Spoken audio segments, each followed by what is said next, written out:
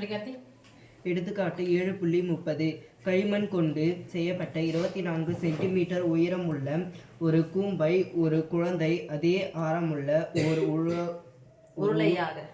உருளையாக மாற்றுகிறது எனில் உருளையின் உயரம் காண்க. உருளையின் உயரம். ஒரு வடிவத்தை ஒரு உருவத்தை மற்றொரு உருவமா அப்படியே மாத்துறாங்க. களிமண் ஒரு இடையில இருக்குமா, அந்த களிமண் எந்த வடிவத்துல அந்த புள்ள வச்சிருக்கு குழந்தை? கூம்பு வடிவத்துல. இந்த கூம்பினுடைய உயரம் சொல்லிட்டாங்க 24 சென்டிமீட்டர். ஆரத்தை பத்தி எதனா சொல்லியிருக்காங்களா? இல்ல. அப்போ 24 சென்டிமீட்டர் வடிவத்துல ஏதோ ஒண்ணு வச்சிருக்கு.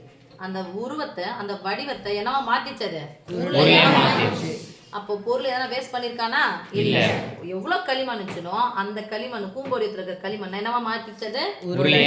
அப்போ ரெண்டுமே எப்படி இருக்கும்? சமமா இருக்குமா? எது சமமா இருக்கும்?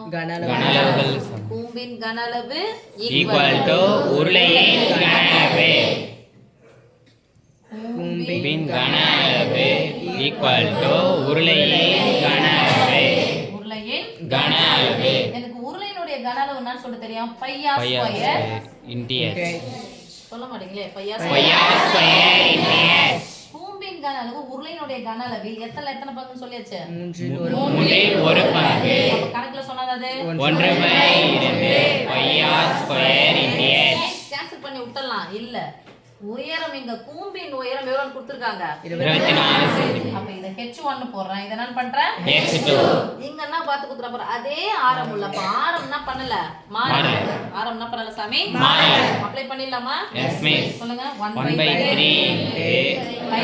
ஸ்கொயர். h1 க்கு பதிலா கூம்பினுடைய உயரம் இது h1 24 equal to by square h2. உயரம் தானே கேக்குறாங்க? h2. ஓகே. நடுவுல பெருக்கல் தானே? பெருக்கலா இருந்தால பக்கம் வந்தா என்ன மாறும்? வகுத்தலா மாறும். அண்டர்ஸ்டாண்ட்? அப்ப நடுவுல பெருக்கல் நேரா கேன்சல் பண்ணிக்கலாமா?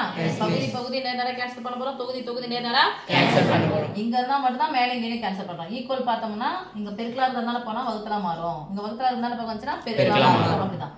So pi cancel. Pi square cancel. Yes miss. இங்க நடுவுல பெருக்கல் இருக்கா? Yes miss. ஒரு மூணு 24. இங்க யார் மட்டும் இருக்காங்க? ஒரு முறை ஒன்னு கூட இருக்கிறது அதுக்கு தான கிடைக்கும்? Yes miss. இங்க என்ன இருக்குது? ஒரு h2. இங்க என்ன இருக்கு? 8. அலகு எதல தந்திருக்காங்க பாருங்க? சென்டிமீட்டர். இத யாரு? உருளையின் உயரம். உருளையின் உயரம் h2 = 8 சென்டிமீட்டர். தமிழ் எழுதினாலும் ஓகே, இங்கிலீஷ் எழுதினாலும் ஓகே.